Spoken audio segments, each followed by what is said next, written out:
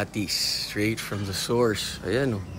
Daming atis. So, ang benefits ng atis, per serving, 12 grams of carbohydrates, meron siyang 4 grams of fiber, at meron siyang 3 grams of protein. Wala siyang fat, zero fat. So, nutritious snack siya, and kung kailangan mo ng energy, kasi very healthy fructose. Meron siyang polyphenols, tsaka flavonoids, so very good. Ano siya, antioxidant. Yan ang atis. Kukunin na natin yan. Ito. Tapos ito, ang dami oh. Shhh, mga atis. Kadami. Ayun, kunin na rin natin. Ay, sa kapitbahay. Ito na lang. Atis, ang dami. Yun ang benefits ng atis. Mahal. Kukunin natin ng atis.